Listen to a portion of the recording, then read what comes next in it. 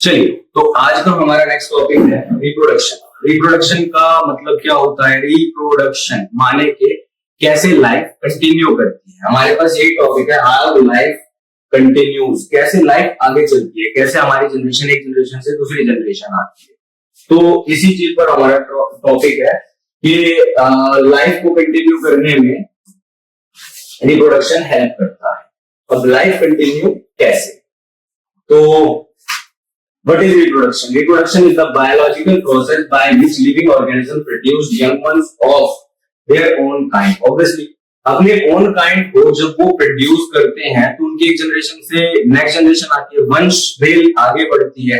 तो यही हमारे पास रिप्रोडक्शन का मेन टॉपिक, ठीक है। तो हमारे पास डेफिनेशन इसकी क्या आती है? Reproduction is the biological process by which living organisms produced young ones of their own kind. अपनी तरह के जो स्पीशीज है उसको आगे कंटिन्यू करना ही रिप्रोडक्शन कहलाता है। Living things create more living things like themselves, यानी जो लिविंग थिंग्स है वो अपने जैसे ही और क्रिएचर्स को बनाती है। Importance of reproduction, prevent extinction. हमारे पास डायनासोर्स का एग्जांपल आता है।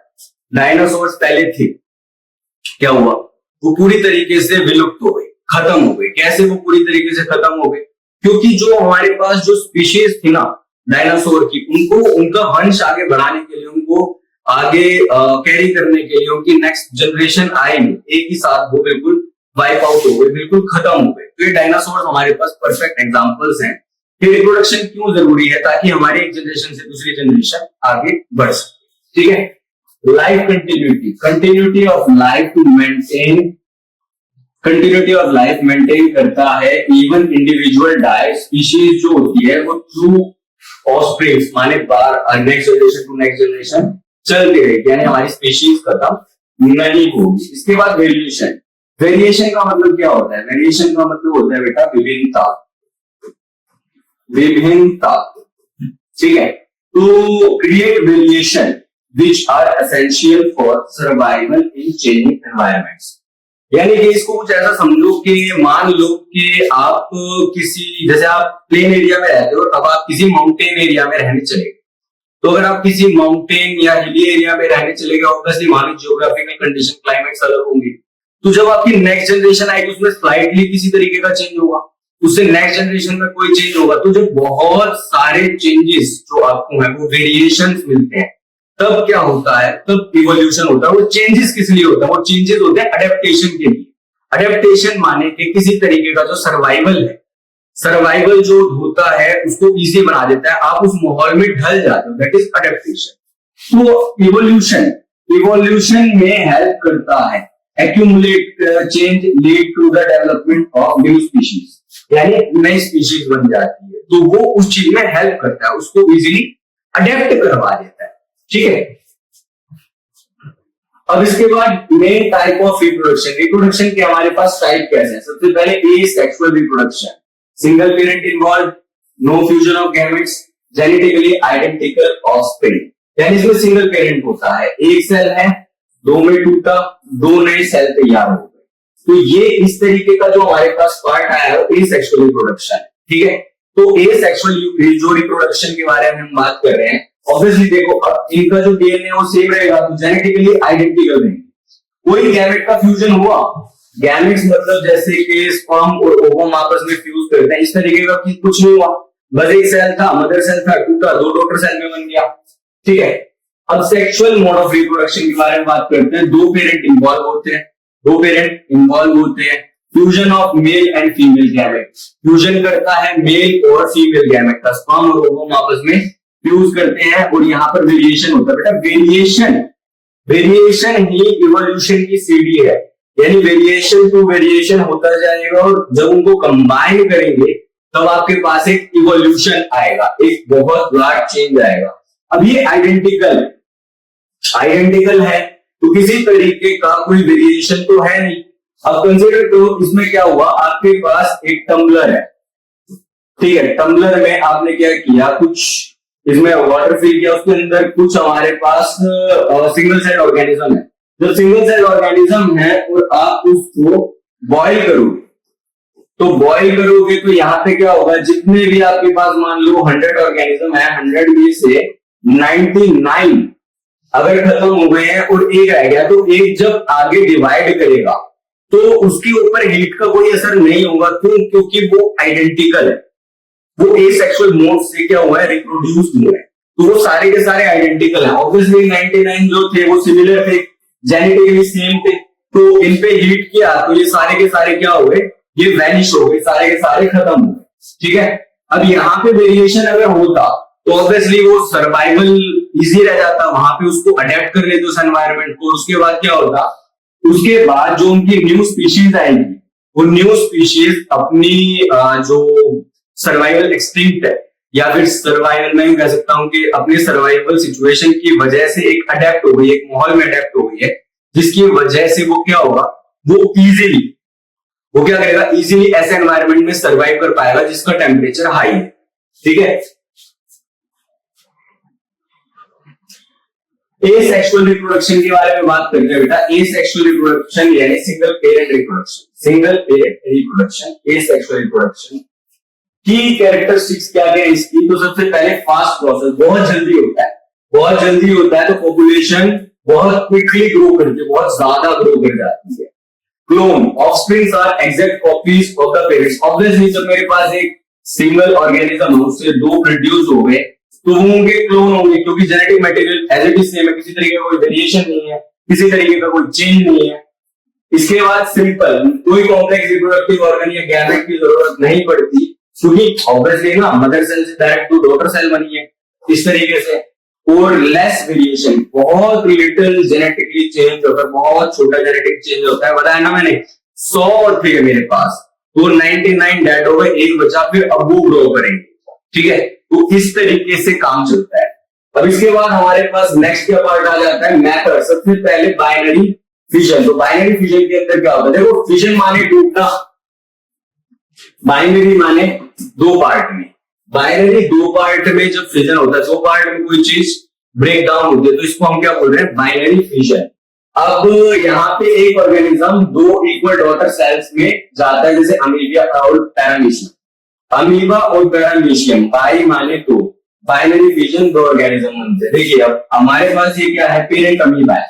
अब पेरेंट अमीबा है, अब एट मैच्योरिटी, मैच्योरिटी ऐसा नहीं है कि ये बन गए ये तुरंत टूटेंगे नहीं, एक मैच्योरिटी स्टेज आएगी, उसके बाद वो ब्रेक डाउन होने स्टार्ट होंगे। तो ये क्या हो गया बेटा, ये ब्रेक डाउन हो गया। ठीक है, ये न्यूक्लियस जो है, ये एक फाल्स पार्ट आ गया, दूर दूर आ गया। उसके बाद इन्होंने ये इस तरीके का एक स्ट्रक्चर बना दिया, और फिर ये जब बीच में से टूटा तो हमारे पास दो डॉटर सेल आ गए, डिवीजन ऑफ न्यूक्लियस हो गया साइटोप्लाज्म में, और एलोकेशन ऑफ न्यूक्लियस की वजह से डिवीजन हुआ, और उसके बाद दो डॉटर सेल जो है वो बन गए। ठीक है, आगे चलते हैं। अब स्टेप्स कौन कौन से होते हैं, सबसे पहले न्यूक्लियस डिवाइड होगा, फिर साइटोप्लाज्म डिवाइड होगा, और फिर दो डॉटर सेल होंगे। बेटा एग्जाम में ना कई बार क्वेश्चन पूछा जाएगा, तो सबसे पहले स्टेप क्या होगा, साइटोप्लाज्म डिवाइड होगा, न्यूक्लियस डिवाइड होगा, तब दो डॉटर सेल बनेंगे। तो हाँ, तो सबसे पहले हमारे पास न्यूक्लियस डिवाइड होगा, फिर साइटोप्लाज्म डिवाइड होगा, और फिर दो डॉटर सेल बनेंगे। तो इस तरीके से याद रखना, इसका एक चेन बना के आपसे एमसीक्यू में पूछ सकते हैं। तो इससे हमारे पास दो जेनेटिकल आइडेंटिकल इंडिविजुअल्स फॉर्म हो जाएंगे। Multiple fission, multiple fission, multiple बहुत सारे फिजन टूटना, एक साथ बहुत सारों का टूटना मल्टीपल फिजन कहलाता है। अब वन पेरेंट प्रोड्यूस करता है many offsprings within a cyst. एक सिस्ट एक गांठ जैसे होती है, उससे बनता है, useful for survival under unfavourable conditions, example Plasmodium malarial parasite जो होता है। तो इसमें क्या होता है बेटा, इसमें हमारे पास एक है और वो सेवरल पार्ट्स में टूट गया, और उसने क्या बना लिया, एक सिस्ट जैसे था, और उसने एक हमारे पास इस तरीके से मल्टीपल फिजन हमारे पास हो गया, यानी एक से बहुत सारे टूट गए। पहले क्या हो रहा था, एक से टूट रहा था दो में, अब डायरेक्ट एक से टूटा बहुत सारों में फिजन। ठीक है, एग्जाम्पल याद रखना, एग्जाम में बहुत बार पूछा जाता है, ये वाला नहीं, ये प्लाज्मोडियम। ठीक है, प्लाज्मोडियम है। अब इसके बाद हमारे पास बडिंग, बडिंग के बारे में पढ़ेंगे। बडिंग किसमें होता है, ये हमारे पास हाइड्रा का प्लांट है, हाइड्रा यूं बोलते हैं कि कभी हाइड्रा मर नहीं सकता, कारण बडिंग की वजह से। अब हमारे पास एक स्मॉल आउटग्रोथ होती है जिसको बर्ड जैसा बोल देते हैं, जो पेरेंट बॉडी से निकलती है, हाइड्रा और ईस्ट इसके एग्जांपल्स। हाइड्रा और ईस्ट इसके एग्जांपल्स है। सबसे पहले बर्ड फॉर्म होगा, सेल डिवीजन से ग्रो करेगा, जो अटैच पार्ट और उसके बाद वो डिटैच हो जाएगा, यानी कि ये यहां से ग्रो करेगा, ये बर्ड बन गया, अब ये प्रॉपर ग्रोथ हो जाएगी इसकी। जैसे ये कंप्लीट ग्रो करेगा, अब ये वाला पार्ट डिटैच हो गया और नया हाइड्रा हमारे पास फॉर्म हो गया। तो एग्जांपल इस चीज का है बर्डिंग। अब इसके बाद हमारे पास मेथड फ्रेगमेंटेशन, फ्रेगमेंटेशन टूटना, फ्रेगमेंटेशन। तो मैच्योर होने पे जो बॉडी सिंपली ब्रेक हो जाती है, सिंपल स्मॉलर फ्रेगमेंट्स में से हर एक फ्रेगमेंट ग्रो करता है complete individual. Spirogyra grain and spirogyra का एक और चीज याद रखना, जो फ्रेगमेंटेशन का ये वाला पार्ट आपसे पूछेगा कि उसका ऑर्गेनिज्म का नाम बता दो, सिंपल मल्टीसेलुलर है और एसेक्सुअली डिवाइड करता है, तो उसका एग्जांपल का नाम आपके पास स्पाइरोगाइरा आता है। ठीक है, तो ये हमारे पास फ्रेगमेंटेशन हो रहा है। ये स्पाइरोगाइरा जो आपको ये एक केन शुगर जैसा नजर आ रहा है, इस तरीके का स्ट्रक्चर है।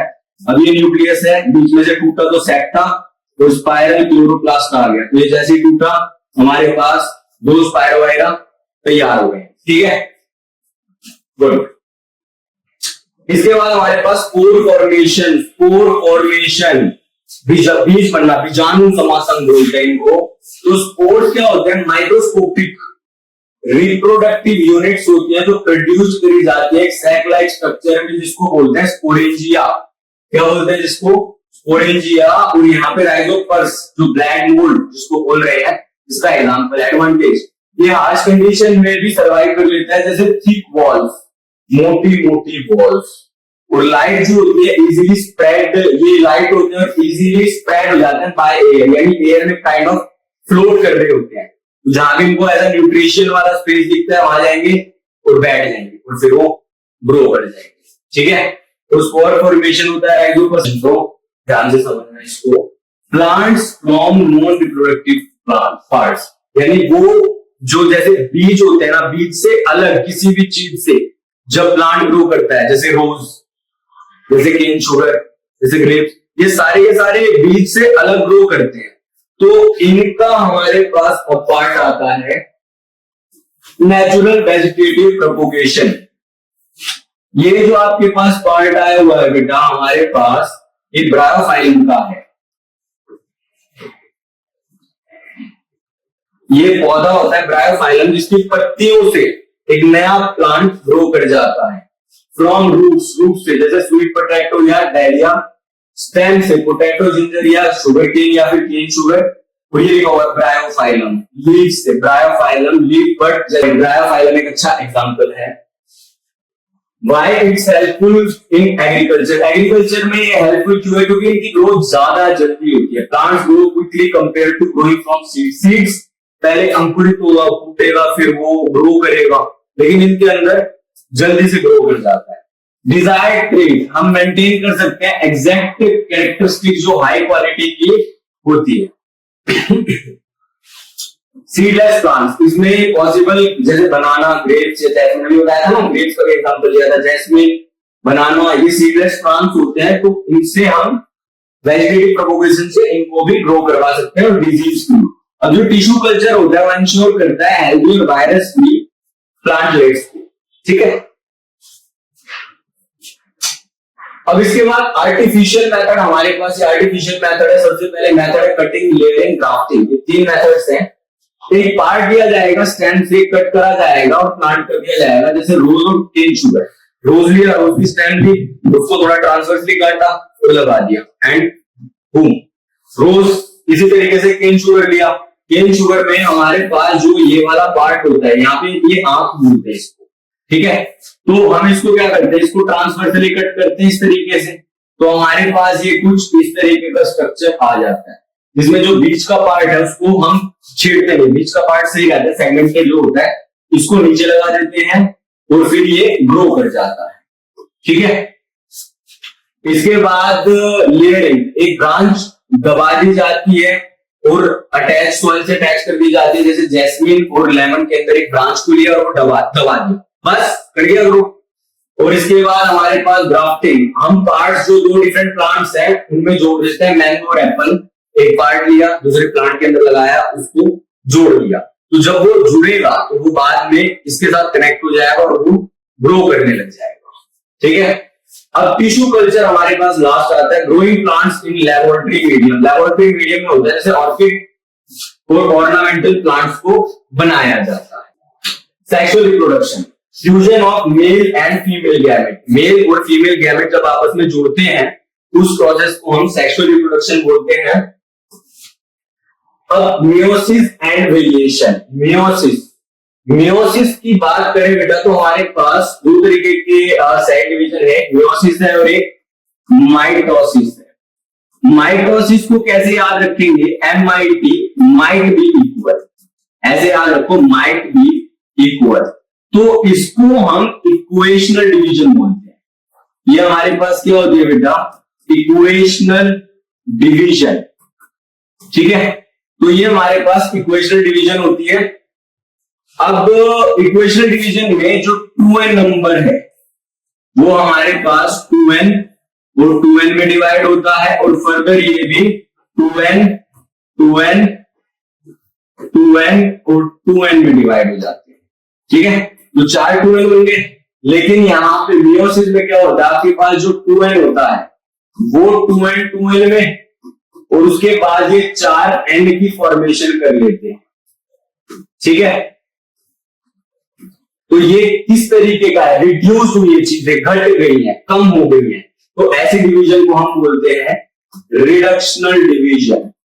रिडक्शनल, पेपर में कई बार पूछा जाता है बेटा, बहुत इंपॉर्टेंट है, और क्योंकि आपका सिलेबस जो है थोड़ा सा नया है, थोड़ा सा ज्यादा ही नया है, तो ये वाला पार्ट आप थोड़ा ध्यान रखना। ठीक है, इक्वेशनल डिवीजन क्या होती है, रिडक्शनल डिवीजन क्या होती है, मियोसिस क्या होती है।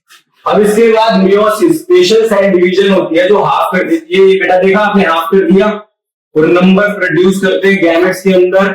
वेरिएशन अकर्स, वेरिएशन होती है क्यों, crossing over, exchange of genetic material. यहाँ पे जेनेटिक मटेरियल क्या होता है, एक्सचेंज होता है, random assortment, mixing of parental chromosome, parental chromosome आपस में मिक्स कर जाते हैं, और fusion, combination of two different sets of DNA, दो different sets of DNA, male का डीएनए फीमेल का डीएनए, दो डिफरेंट सेट्स ऑफ डीएनए आपस में कंबाइन करते हैं। अच्छा, दो डिफरेंट डीएनए जब आपस में कंबाइन करते हैं तो ऑब्वियसली तुम लोगों को पता ही है कि वो फर्टिलाइजेशन होता है। तो यहाँ पे जो वेरिएशन की बात कर रहे हैं वो ऑब्वियसली एन आया है, तो किसी के अंदर कोई पार्ट ज्यादा होगा, किसी के अंदर कोई पार्ट ज्यादा होगा, मतलब कि ये वेरिएशन उस तरीके से वेरिएशन बताया जा रहा है। Sexual reproduction of flowering plant, flowering plant के अंदर सेक्सुअल रिप्रोडक्शन की बात करते हैं बेटा। ये हमारे पास एक प्लांट है, ठीक है, और ये प्लांट के अंदर हमारे पास ये जो आपको दिख रहा है दिस इज स्टिग्मा, ये जो आपको नीचे का पार्ट दिख रहा है दिस इज थाई, और ये जो सोलन पार्ट है, ये जो फूला हुआ पार्ट है ये ओवरी होता है, और ये तीनों मिलकर बनाते हैं पिस्टिल, यानी कि फीमेल रिप्रोडक्टिव पार्ट। और अब हमारे पास क्या आ गया, ये जो आपको एक्सटेंडेड पार्ट इस तरीके से दिख रहा है, ऊपर ये सैक लाइक स्ट्रक्चर दिख रहा है, ये होता है ऊपर एंथर और नीचे होता है फिलामेंट, और ये मिलकर बनाते हैं स्टेमेन। स्टेमेन क्या हो गया, मेल रिप्रोडक्टिव पार्ट।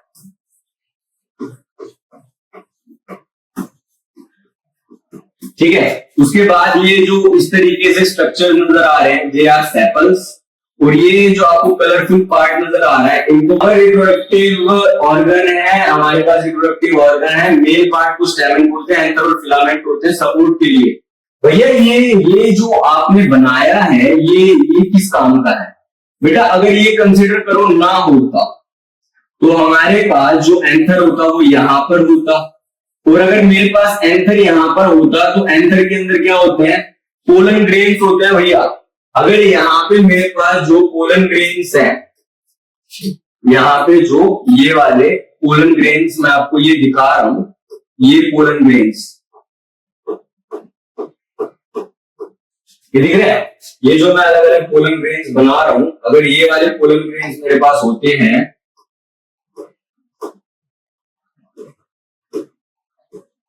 इस तरीके से, तो ये वाले जो पोलन ग्रेन्स मैंने बनाए हैं ये नीचे होते, और अगर ये नीचे होते तो फिर ये पोलन ग्रेन्स स्टिग्मा पर कैसे आते? यहाँ पर तो नहीं आ पाते। तो भैया क्या इलाज है इसका? बेटा इसका इलाज इतना सा है, ऊपर रख देंगे, ठीक है। और जैसे ही हम इसको उठाकर ऊपर रखेंगे तो हमारे पास क्या होगा, इसको ये जो पोलन ग्रेन्स है ऊपर आ गए और ये इजीली स्टिग्मा पर या फिर दूसरे स्टिग्मा पर जा सकते हैं, ठीक है।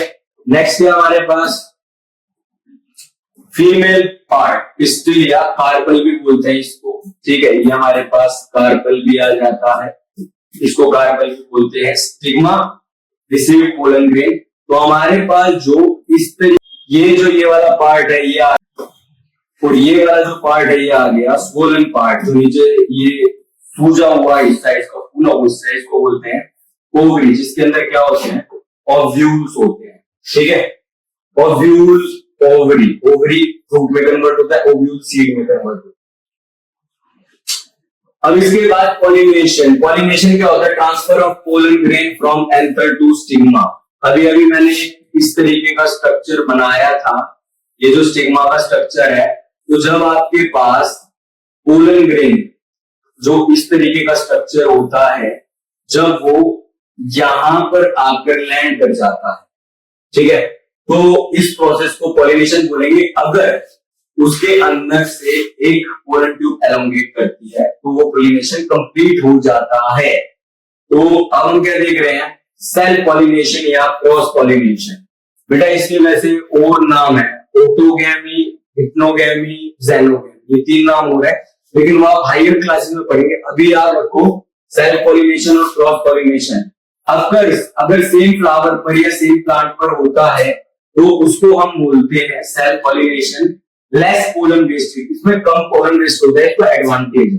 Cross pollination, 2 different plants same species के होने चाहिए। जैसे मेरे पास एक प्लांट आ गया ए और एक प्लांट आ गया बी, अब मेरे पास इनकी स्पीशीज तो सेम है, लेकिन यहां से पोलन ग्रेन इसके स्टिग्मा पर आ जाता है, तो हमारे पास क्या हो गया, क्रॉस पॉलिनेशन। लेकिन अब कंसीडर करो मेरे पास एक प्लांट ए है और ए ही प्लांट पर 2 फ्लावर है, 1 और 2। अब इसका पोलन ग्रेन इस पर आ जाए स्टिग्मा पर, तो ये हो गया self pollination. Pollination strategies, WWIB, wind, water, insect, bird, ये हो गए हमारे पास पोलन एजेंट्स, ठीक है। पोलन एजेंट्स या पॉलिनेशन एजेंट्स हो गए। ये पोलन एजेंट्स क्या करवाते हैं, ये इसको कैरिड आउट करवाते हैं पॉलिनेशन की प्रोसेस को। तो सेल्फ पॉलिनेशन और क्रॉस पॉलिनेशन मैंने अभी आपको बता दिया। सेल्फ पॉलिनेशन में हमारे पास ये स्टिग्मा है और ये एंथर है, ये मैंने एक्सप्लेन कर दिया। इसी का पोलन ग्रेन अगर इसी पर आ जाए तो हमारे पास सेल्फ, और अगर इसका पोलन ग्रेन दूसरे स्टिग्मा पर आ जाए तो क्रॉस पॉलिनेशन। ये प्लांट सेम है, ये प्लांट्स अलग अलग है। अभी पीछे बताया था wind, light pollen feathery stigma मेज, यानी जिसका लाइट पोलन यानी बहुत लाइट है जो इजीली एयर में फ्लोट कर सकता है। फेदरी स्टिग्मा, जिसका फेदरी बहुत हल्का स्टिग्मा हो, जैसे मेज का। अब इसके बाद insects, bright scented nectar rich, जैसे रोज। नेक्टर शहद जो होता है, मीठा रस जो होता है शहद उसके अंदर होता है। वाटर, पोलन फ्लोट्स, हमारे पास आ गया वेलिस्नेरिया, तो जिसके अंदर पोलन फ्लोट करता है, यानी डेंसिटी जो है पोलन ग्रेन की वो लाइट हो देन वाटर, तो वो गिरेगा फिर वो फ्लोट करेगा। और हमारे पास जो वेलिस्नेरिया प्लांट है उसमें ये पॉलिनेशन कंप्लीट हो जाएगा। अब हम बात करते हैं plant fertilization process. Plant fertilization process तो मैंने अभी आपको बताया कि जैसे ही पोलन ग्रेन आएगा इस पे गिरेगा तो एक ट्यूब क्या होगी, एलोंगेट होगी और वो ओवरी से कनेक्ट हो जाएगी। अब इस जैसे ये ट्यूब कनेक्ट हुई तो इसके अंदर क्या होगा बेटा, इसके अंदर हमारे पास एक मेल जर्म सेल रिलीज होगा और मेल जर्म सेल जैसे जैसे रिलीज होगा तो वो आके इधर और इधर अटैच हो जाएगा, ठीक है। ये अटैच हो जाएगा, यानी हमारे पास पोलन ग्रेन स्टिग्मा है, ये मेल जर्म सेल गया। अभी अभी मैंने बताया आपको मेल जर्म सेल, और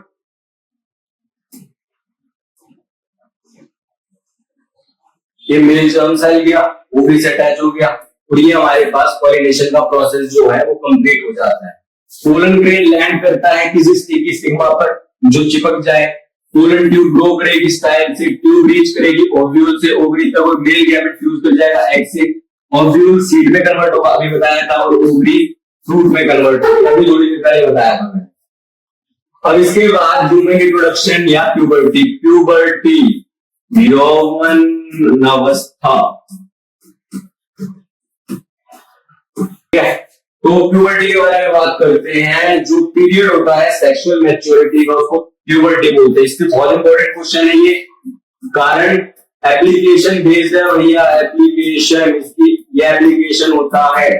तो ये क्योंकि अभी हाल फिलहाल में टीनेज स्टार्ट होती है तो इस तरीके के क्वेश्चंस ज्यादा पूछे जाते हैं ताकि आपको इस तरीके की जो नॉलेज है वो इजीली मिल जाए। ठीक है, तो changes in boys and changes in girls. तो सबसे पहले प्यूबर्टी क्या होता है? जवानी, पीरियड आना, आवाज का भारी हो जाना, ठीक है, और जो सेवरल ऑर्गन्स हैं या पार्ट्स हैं बॉडी के वो वेरी हो जाना।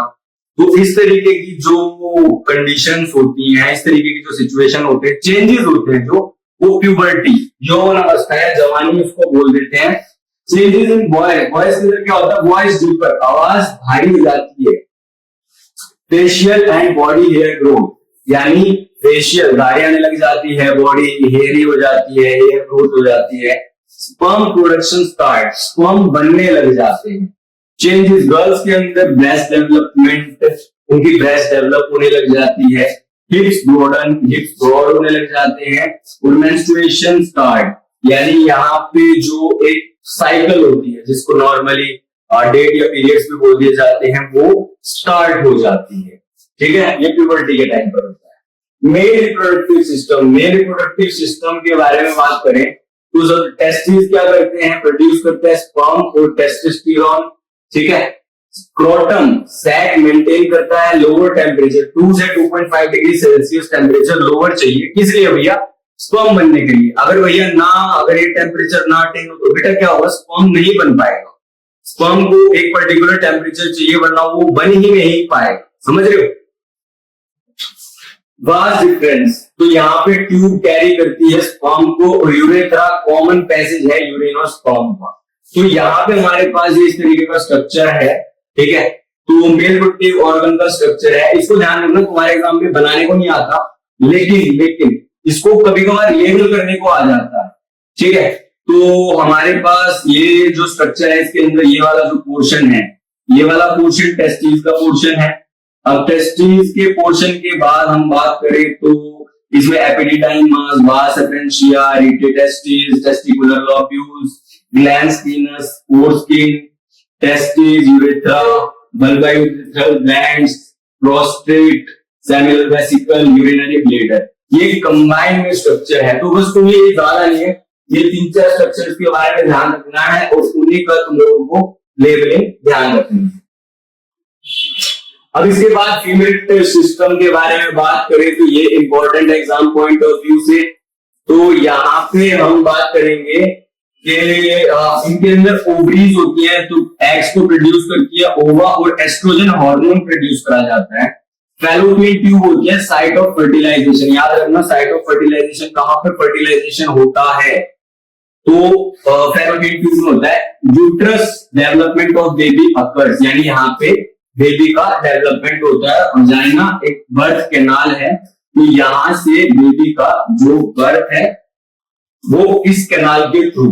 ठीक है, अगर मैं बात करूं इसमें 2 तरीके की डिलीवरीज होती है, एक नॉर्मल होती है, एक सिजेरियन होती है।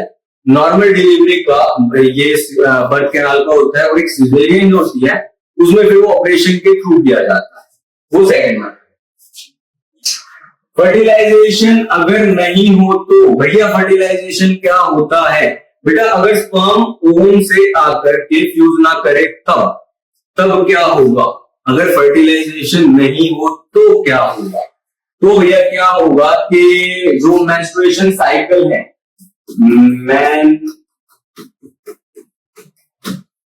मेंस्ट्रुएशन साइकिल है, ये स्टार्ट करेगी, ये स्टार्ट हो जाएगी, यानी जो थिक यूट्राइन लाइनिंग है वो प्रिपेयर हो जाएंगी जो बेबी के लिए प्रिपेयर्ड थी वो नहीं उनकी जरूरत पड़ेगी। यानी यहाँ पे जो लाइनिंग्स की जरूरत थी, जो थिक लाइनिंग्स थी, अब उनकी जरूरत नहीं है। वो लाइनिंग्स क्या करेंगी, टूट जाएंगी, लाइनिंग्स ब्रेक डाउन हो जाएंगी, ब्लड एंड टिश्यूज जो होते हैं वो रिलीज हो जाएंगे वजाइना के थ्रू। यानी ये जो लाइन टूटेंगी तो यहाँ से जो ब्लड है वो रिलीज हो जाएगा, म्यूकस रिलीज हो जाएगा, और साइकिल रिपीट होती है हर 28 दिन में, 28 डेज में साइकिल जो है वो रिपीट होती है। अब इसके बाद प्रेगनेंसी, चाइल्ड बर्थ, अगर भैया फर्टिलाइजेशन हो जाए तो ऑब्वियसली अगर बेटा फर्टिलाइजेशन हो जाएगा तो सबसे पहले फैलोपियन ट्यूब में जो साइट ऑफ बर्थ प्रेगनेंसी वहां पे फर्टिलाइजेशन हो जाएगा फैलोपियन ट्यूब में। उसके बाद वो जो हमारे पास ये पोर्शन आपको दिख रहा है, ठीक है, तो यूट्रस में यहाँ पर क्या होगा, यहाँ पे बेबी का डेवलपमेंट होगा, प्लेसेंटा अटैच हो जाती है। तो यहाँ पे हमारे पास क्या होता है, प्लेसेंटल विलाई।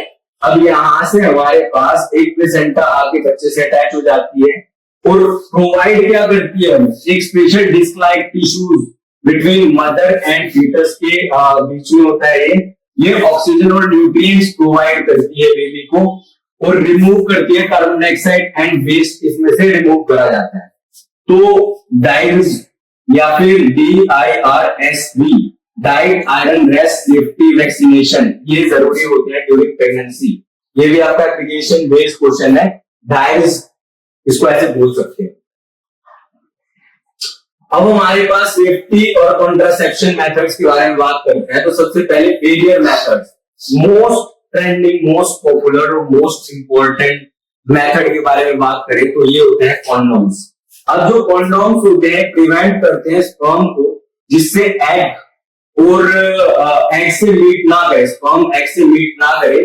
तो इससे ना दो चीजें होती हैं, इससे एक तो सेक्सुअली ट्रांसमिटेड डिजीज या इन्फेक्शन नहीं होता, और दूसरा प्रेगनेंसी नहीं होती, प्रेगनेंसी नहीं होती, एसटीडी नहीं होती। अब एसटीआई लिखा हुआ होता है तो सेक्सुअली ट्रांसमिटेड इन्फेक्शन बोल देते हैं, एचआईवी और एड्स।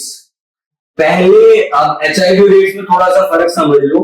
जो एचआईवी होता है ना वो पहले होता है, यानी वायरस बॉडी के अंदर एंटर कर गया, लेकिन अभी वो प्रॉपर्ली एड्स में कन्वर्ट नहीं हुआ। लेकिन जब इम्यून सिस्टम बिल्कुल डेड हो जाता है, उसको एक लॉन्ग टाइम हो जाता है, उसके बाद वो एड्स में कन्वर्ट हो जाता है।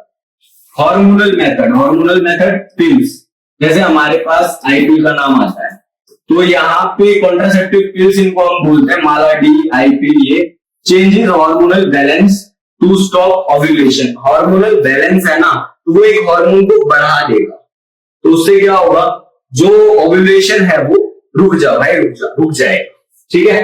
इसके बाद सर्जिकल मेथड जो होते हैं, इसमें वसक्टोमी, हिंदी में इसको नसबंदी बोल देते हैं, ठीक है। वसक्टोमी और ट्यूबोक्टोमी, वसक्टोमी वास्ट डिफरेंस से आया, वास्ट डिफरेंस को कट करके वो टाई कर देते हैं, ट्यूबोक्टोमी फैलोपियन ट्यूब से आया। तो एक बार मैं इसका बता देता हूं, देखिए ये फैलोपियन ट्यूब है, इसको कट करते हैं और टाई कर देते हैं, ठीक है। तो ये हो गया आपके पास किस चीज के बारे में, ट्यूबोक्टोमी के बारे में, और वसक्टोमी के बारे में। इनको टाई कट कर देते हैं और इधर टाई कर देते हैं, बांध देते हैं। तो ये क्या हो गया, ये हो गया आपका वसक्टोमी। तो दोनों ही केस में नसबंदी बोला जाता है। अब हम बात करते हैं एसटीआईज, सेक्सुअली ट्रांसमिटेड इन्फेक्शंस या फिर डिजीज, एसटीडीज भी बोलते हैं। तो sexually transmitted infection, AIDS, gonorrhoea, syphilis, ये इनके वर्ड्स, ये इनके कुछ एग्जांपल्स हैं, इनको ध्यान रखना, ठीक है।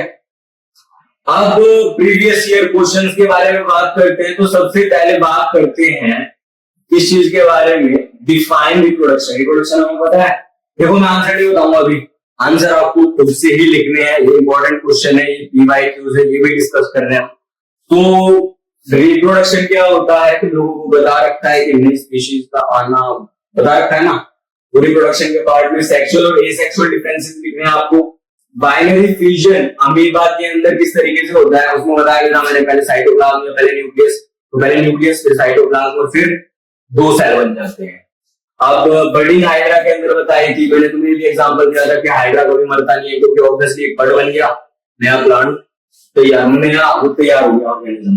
What is vegetative reproduction? Except seeds, plant के अदर पार्ट से जब एक प्लांट ग्रो करता है, ठीक है, उसको हम वेजिटेटिव प्रोपोगेशन होता है। मैं तुम्हें हिंट दे देता हूँ, cutting, layering, grafting, tissue culture, ये 4 पार्ट्स में बताया उसके बारे में।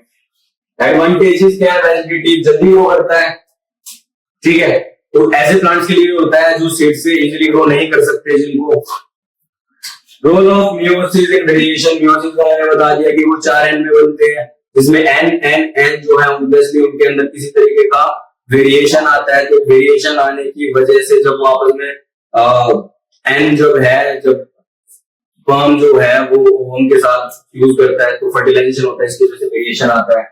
इंपॉर्टेंस ऑफ वेरिएशन, वेरिएशन के किस लिए इंपॉर्टेंट है? चेंजेस, वेरिएशन चेंजेस है, चेंजेस से क्या होगा? अडेप्टेशन, उससे सर्वाइवल इजी हो जाएगा, ठीक है। अब वन शॉट रिवीजन के बारे में बात करते हैं। तो रिप्रोडक्शन एंश्योर करता है कि लाइफ कंटिन्यू रहे। एसेक्सुअल क्लोन बनाता है, सेक्सुअल वेरिएशन देता है। अब इसके बाद हमारे पास फ्लावर पार्ट्स, जैसे हमारे पास सैफो, तुम याद रखना सैफो फ्लावर पार्ट्स के लिए, स्टिग्मा, एंथर, फिलामेंट, ओवरी, ठीक है भैया। इसमें एक और रहेगा स्टाइल, तो सैफोज कर देगा, ठीक है, इसको स्टाइल भी डाल देना। फिर भैया एक और रह गया पेटल्स, एक और रह गया सेपल्स। भाई मैं ना बात कर रहा हूँ केवल और केवल रिप्रोडक्टिव पार्ट्स के बारे में, तो फ्लावर के हमारे पास सेपल्स के बारे में बात कर लेते हैं। Puberty, sexual maturity, sexual maturity होती है प्यूबर्टी, और सेक्सुअली मैच्योर होना ही प्यूबर्टी है। इसके बाद हमारे पास एसेक्सुअल बता दिया तुम लोगों को, प्लेसेंटा O2 देता है, न्यूट्रिएंट्स देता है, कार्बन डाइऑक्साइड और वेस्ट को बाहर निकाल देता है। Contraceptive prevention, STI and pregnancies, ठीक है। सबसे इंपॉर्टेंट कौन सा मेथड है? सबसे ज्यादा जरूरी जो मेथड है और सबसे ज्यादा ट्रेंडिंग मेथड है वो है कैरियर मेथड, जैसे कॉन्डोम्स के बारे में बात। चलिए, तो अब हमारे पास चैप्टर खत्म हो गया है। अगर किसी स्टूडेंट का कोई डाउट हो तो मुझे कमेंट सेक्शन में बता देना, और अगर किसी तरीके का कोई प्रॉब्लम हो तो एक बार वीडियो को दोबारा से देख लेना, ठीक है। चलिए नेक्स्ट वीडियो में मिलते हैं।